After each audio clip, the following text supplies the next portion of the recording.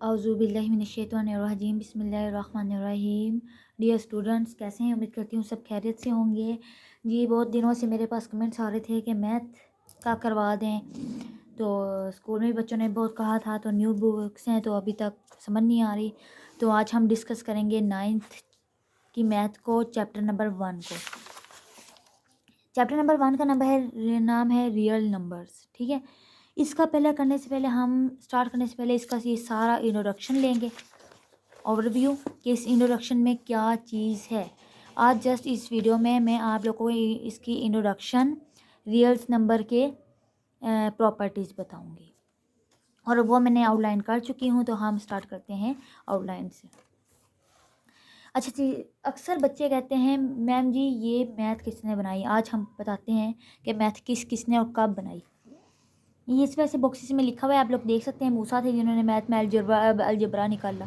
Algebra ही बच्चों को नहीं आता। अच्छा जी, रियल नंबर है तो सुमेरियन एक ऐसी एरा था, एक ऐसा ज़माना था, सुमेरियन कौम थी कि ये कहाँ से थी, 4500 से 4500 टू 1900 तक BCE। हज़रत, इसका मतलब है हज़रत ईसा के आने से पहले, इतने साल पहले जब मैथ स्टार्ट हुई थी। मैथ इन्होंने कब स्टार्ट की थी कि इन्होंने मैथ को किस काउंटिंग में स्टार्ट की। ये मैथ को यूज़ करते थे बेस 60 के तौर पर। ठीक है, जैसे 160, 600, बेस 60 के तौर पर ये इस्तेमाल करते थे। काउंटिंग कैसे करते थे, बेस 60 को मद्देनज़र रखते हुए। और ये बेस क्या होती है, ये आप आगे जाकर चैप्टर वाइज जब मैं आपको डिटेल में पढ़ाऊँगी लेक्चर वाइज, तो आप लोग को समझ आ जाएगा। फिर आगे इजिप्टियन ने 3000 से 3000 टू 2000, यानी कि हज़रत ईसा के आने से इतने साल पहले इन्होंने काउंटिंग को यूज़ किया, चेंजेस किया, किस में, बेस 10 में। ठीक है, सुमेरियन ने किया बेस 60 में, इन्होंने किया बेस 10 में किया। फिर उसके बाद रोमन आए। रोमन ने क्या किया, रोमन आए 500 से लेकर 500 BC से लेकर 500 CE, इसी के एरा है, यानी कि दौर है। जो वैसे तो BC भी होता है, जो कहता है प्रॉपर वो काउंटिंग है 200 साल पहले, हज़रत ईसा से पहले।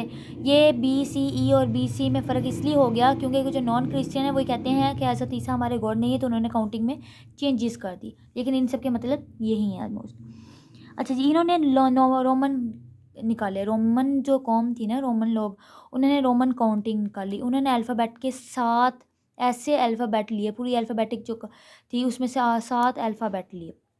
कौन कौन से, और उन्होंने कहा हम इसको काउंटिंग को इसके हिसाब से करेंगे। जहाँ भी 1 आता था ना, उसको वो आई से रिप्रेजेंट करते थे। जहाँ भी 5 आता था वो V से रिप्रेजेंट करते थे। जहाँ भी 10 आता था वो रिप्रेजेंट करते थे X से। जहाँ भी 50 आता था उसको L से, C को 100 से, D को 500 से, और M को 1000 से। जहाँ भी ये वर्ड्स आ जाते थे ना, वो कहते थे ये काउंटिंग का ये वर्ड है। रोमन ने, चाहे रोमन एम्पायर वगैरह थे। फिर आ गया इंडियंस। इंडियंस ने कहा, उसने पहले ज़ीरो का कंसेप्ट था ही नहीं। पहली दफ़ा इंडियंस ने ज़ीरो का कंसेप्ट दिया, और ये किसकी बुनियाद पर इन्होंने काउंटिंग को यूज़ किया, बेस 10 की यूज़ पर। फिर अरब आए। अरब ने कहा क्या, उन्होंने अरेबिक नंबर निकाली टू यूरोप तक जो यूज़ हुई। इन्होंने कहा जो काउंटिंग है ना, मेन चीज़ काउंटिंग होती ही 0 से लेकर 9 तक। इन्होंने कहा मेन 0 से लेकर 9 तक करें, क्योंकि आगे कहते हैं 9 तो किस में चेंज हो जाता है, 10 में। नेक्स्ट काउंटिंग 1 0 दोबारा, क्योंकि इसमें 1 आता है ना, 0 1 2। उन्होंने कहा मेन जो काउंटिंग है 0 से लेकर 9 तक है, आगे से तो मेन काउंटिंग पीछे वाली यूज़ हो जाती है। फिर आए मॉडर्न एरा, जो अब हमारा दौर चल रहा है, जो हम यूज़ कर रहे हैं। ठीक है, अब हम जो मैथ में अपने को पूरे मैथ में पढ़ाएंगे। मॉडर्न एरा स्टार्ट किया गया 1700 से, और आज 25 है, 2025 है। हम बेस बाइनरी सिस्टम यूज़ करते हैं, और बेस 16 हेक्साडेसिमल। अब मैं आपको बस बाइनरी का बता दूँ, बाइनरी होता क्या है। फ़र्ज़ करें मेरे पास है 100, मैंने इसको बाइनरी सिस्टम करना है। मैंने इसको 2 से करना है, 2 50 पर, पीछे क्या रह गया, 0। 2 25 पर, पीछे क्या रह गया, 0। पूरा पूरा हो गया। लेकिन 2 24 पर, सॉरी 2 12 पर 24 हो रहा है, यही बात है। लेकिन फिर भी एक बच रहा है, तो हम एक को यहाँ रखेंगे। जो कुछ मर्जी हो जाए, पूरा हो या ना हो, आपने इसको किससे करना है, 2 से करना है। 2 6 बार, इधर 0 बच गया क्योंकि पूरा पूरा हो गया। 2 3 बार, इधर 0 बच गया। 2 1 बार 2। देखें, आप लोगों ने यूज़ सिर्फ बाइनरी सिस्टम ही करना है, ये बात जहन नशीन कर लें। ये था हमारा जी। नेक्स्ट है, आज हम नेक्स्ट स्टडी करते हैं रैशनल नंबर और इरेशनल नंबर क्या होता है। यही चीज़ है ना, व्हाट इज़ रैशनल नंबर। बच्चे कंफ्यूज होते हैं, रैशनल नंबर क्या होता है, इरेशनल नंबर क्या होते हैं। अच्छा, पहले रियल नंबर जो हम स्टडी कर रहे हैं, रियल नंबर होते क्या हैं। असल में जो रियल नंबर होते हैं ना,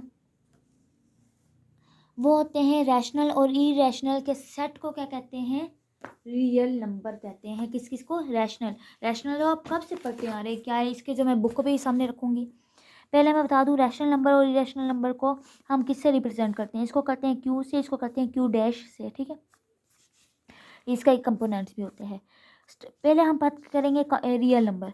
रियल नंबर का फार्मूला ये, सॉरी रैशनल नंबर को हम रिप्रेजेंट करें क्यू से, और इसका फार्मूला है पी ओवर क्यू, यानी कि ये नोमिनेटर, ये डिनोमिनेटर। वो कह रहे हैं ये वाला जो है ना, ये एलिमेंट होना चाहिए जी का। अब ये जी क्या है, जी है इंटीजर्स। क्या है, इंटीजर्स। बात क्लियर है। और एक और बात, ये टर्मिनेटिंग होना चाहिए, ये नॉन टर्मिनेटिंग भी हो और लेकिन डेसिमल भी हो। रैशनल नंबर में ये चीज़ें आ रही हैं, वो मैं एग्जांपल आगे मैं करवाऊंगी, तो एग्जांपल में आप लोगों को समझ आ जाएगी। वन बाय वन हम इन पॉइंट्स को भी डिस्कस करते हैं। नेक्स्ट है इरेशनल नंबर। नॉन टर्मिनेटिंग नहीं होना चाहिए, नॉन क्यूरिंग नहीं, यानी कि नॉन टर्मिनेटिंग होना चाहिए, नॉन रिक्यूरिंग होना चाहिए, और डेसिमल नंबर होना चाहिए, बेशक वो नॉन टर्मिनेटिंग है। पहले तो हम डिस्कस करते हैं डेसिमल रिप्रेजेंटेशन किसकी, रैशनल नंबर की। इसमें मैंने पीछे क्या बताया था, कौन सा पॉइंट आता है, टर्मिनेटिंग डेसिमल नंबर। फ़र्ज़ करें मैंने आपसे कहा टर्मिनेटिंग वो होता है जो कि पूरा पूरा हो जाए, पूरी वैल्यू आ जाए, पूरा सोल्व हो जाए। मैं लिखती हूँ पूरा सोल्व हो जाए, बेशक वो डेसिमल में क्यों ना हो। मेरे पास एग्जांपल है 1/4, इसका आंसर आया 0.25। कैसे आया ये देखें ना, मैंने अंदर रखा 1 को, 4 को, 5 फिर बाहर रखा, तो जब इसको मैंने सोल्व किया तो ये पूरा पूरा सोल्व हो गया। इस तरह 8/25 को आप डिवाइड करें, 8 को अंदर रखना है, तो ना जाने के लिए हम इशारे ज़ीरो और इशारिया लगाते हैं। ये आप लोग प्रीवियस क्लास में कर चुके हैं, आई होप सबको इसके बारे में नॉलेज है। अगर नहीं है तो ये मैं सोल्व करके दिखाऊंगी, एक्सरसाइज में है कैसे सोल्व करते हैं, बेफिक्र रहें आप लोग। 1 बाय 1 एक एक क्वेश्चन आप लोगों को समझाऊंगी मैं। नेक्स्ट है नॉन टर्मिनेटिंग। अच्छा जी, नॉन टर्मिनेटिंग में आ रहा है कि इसमें ना रिपीटेड होगा। जो नॉन टर्मिनेटिंग, पहली बात तो इसी ख़त्म नहीं होगा, ये चलता जाएगा। ख़त्म ना होना, ठीक है। देखें, अभी 1 को मैंने अंदर रखा, 3 को मैंने बाहर रखा, ऊपर भी आंसर आते जा रहे हैं और नीचे तक भी यहाँ जितना जाएंगे उतना आता जाएगा। लेकिन फ़र्क क्या है, रैशनल और इरेशनल। रैशनल में भी तो नॉन टर्मिनेटिंग है, इरेशनल में भी नॉन टर्मिनेटिंग है, ये मेन बात है। असल में जो रैशनल में नॉन टर्मिनेटिंग है ना, उसका जो आंसर होगा वो रिपीटेड होगा। क्या होगा, रिपीटिंग होगा। 3 3 3 आता जा रहा है, ठीक है। नेक्स्ट है मेरे पास डेसिमल है, टर्मिनेटिंग है, लेकिन किसका, इरेशनल नंबर का। ये देखें, इसको मैंने डिवाइड किया, मेरे पास जो रैशनल नंबर में ना ये मेन चीज़ें आती हैं। क्या आती है, पाई आता है, ए की वैल्यू होगी, अंडर रूट आ गया। अगर पाई की वैल्यू मैंने सोल्व की तो ये हम तो सिर्फ ये चीज़ यूज़ करते हैं ना, लेकिन ये कभी ना ख़त्म होगी, नॉन टर्मिनेटिंग जो है ना। लेकिन ये चीज़ रिपीटेड भी कोई नहीं, जैसे पीछे रिपीटेड था ना, ये रिपीटेड नहीं है, इसी तरह ये भी रिपीटेड नहीं है, ये भी चलता जाएगा। इसी तरह अंडर रूट 2। और एक और बात, अगर अंडर रूट 4 आ जाता है तो ये इसका आंसर आ जाएगा पूरा पूरा, ये तो रैशनल में जाएगा। जिसका अंडर रूट का आंसर पूरा पूरा आ जाए वो इरेशनल नहीं होगा। उम्मीद करती हूँ आप लोगों को ये चीज़ समझ आ गई। अगर नहीं आई तो मुझे बताएं, मैं आपको तेज़ तो नहीं पढ़ा रही, क्योंकि मुझे लगता है तेज़ पढ़ाने से समझ आ जाती है, अदरवाइज़ नींद आती है। मैं तो वाकई नींद आती है। नेक्स्ट है मेरे पास प्रॉपर्टीज़ हमने पढ़नी है, most important properties of real numbers. अच्छा जी, कुलैयर हम पढ़ेंगे। कुलैयर एडिक्टिव प्रॉपर्टीज़, एडिक्टिव की 5 हैं। कुलैयर हो गया, कम्यूटेटिव हो गया, एसोसिएटेड हो गया, आइडेंटिटी हो गया, इन्वर्स हो गया। इसमें यह है कि ए और प्लस बी किसका एलिमेंट होना चाहिए, रियल नंबर का। ये इसकी वैल्यू हो, ये इसकी वैल्यू हो, तो मेरे पास ये जो वैल्यू है ये किसकी है, ये सारी रियल नंबर में वैल्यूज़ आती है। कम्यूटेटिव में ये है, अगर यहाँ ए और बी को प्लस हो रहा है तो हम बी और प्लस ए भी तो कर सकते हैं ना। यहाँ एग्जांपल मैंने इसकी ली हुई है 2 + 5, 5 + 2, तो आंसर सेम।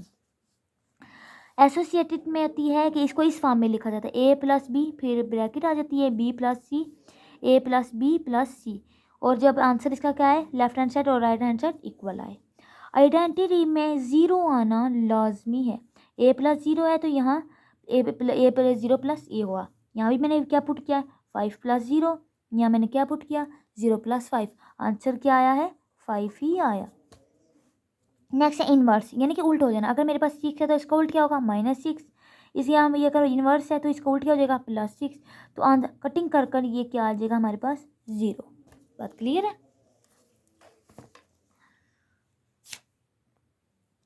नेक्स्ट है मल्टीपल प्रॉपर्टी। मल्टीप्लिकेटिव प्रॉपर्टीज क्या है, इसकी भी 5 हैं। क्लियर हो गया, कम्यूटेटिव हो गया, एसोसिएटेड हो गया, आइडेंटिटी हो गया और इन्वर्स हो गया। ठीक है, वो प्लस में था लेकिन ये किस में होगा, मल्टीप्लाई में, कि ए बी मल्टीप्लाई किसका होना चाहिए, और रियल नंबर का।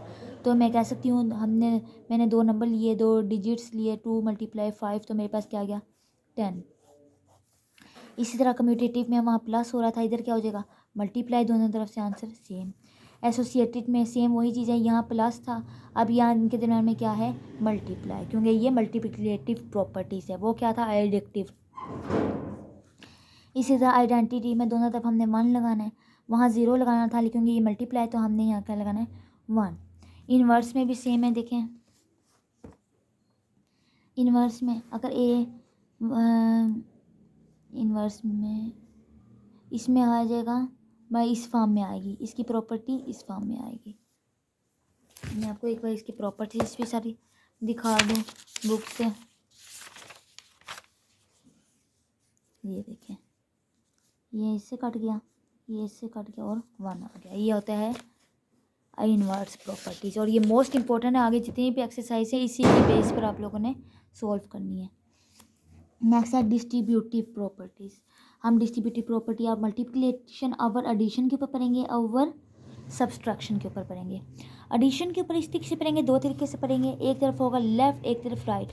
अगर हम करते हैं, मेरे पास ये लेफ़्ट साइड पर है, ठीक है, ए + बी, यहाँ ए का बी और ए का सी आ गया। अगर राइट की साइड करेंगे तो ये राइट साइड पर होगा, तो इसमें क्या होगा, ए का सी होगा और ये बी का सी होगा। ये फार्मूले अगर आप लोगों को याद हो जाते हैं ना तो आप लोगों को सॉल्व करना इजी है पेपर, इन्हीं की प्रॉपर्टीज याद हो जाएं। इसी तरह हमारे पास मल्टीप्लिकेटिव की है तो हमने अब सब्सट्रैक्शन की है तो हमने इसको माइनस में करना है और इसको प्लस में सॉल्व करना है। ये दरमियान में क्या आ गया, माइनस आ गया, और इधर क्या आ गया, प्लस आ गया। मैं आप लोगों को इसकी वैल्यू पुट करके सॉल्व करके भी दिखा सकती हूँ, लेकिन मैंने चेक किया इसकी एग्जांपल्स हैं, प्रॉपर क्वेश्चंस हैं, तो इंशाल्लाह मैं आपको वहाँ डिटेल से बताऊँगी। अब equality of the real number, इसकी है मेरे पास हैं 7 प्रॉपर्टीज़। कौन कौन सी, रिफ्लेक्सिव में होते हैं, अगर लेफ्ट हैंड साइड में मेरे पास एक नंबर है तो दूसरी तरफ भी एक ही होना चाहिए, 2 है तो दूसरी तरफ भी 2 होना चाहिए। सिमेट्रिक में कहता है, अगर एक तरफ मेरे पास है ए का नंबर है तो दूसरी तरफ बी का नंबर होना चाहिए, अगर एक तरफ बी का नंबर है दूसरी तरफ ए का इजी नंबर होना चाहिए, ये होता है सिमेट्रिक। ट्रांजिटिव होता है, अगर मेरे पास ए बराबर है बी के तो बी को बराबर होना चाहिए सी के। इसका ये मतलब है, अगर मैं कहूँ अहमद लाइक है अली से, ठीक है, इन दोनों को कंपेयर कर दिया, अब अली मैं कहूँगी अली भी तो लाइक है ना किससे, हसन से। ये बात क्लियर है।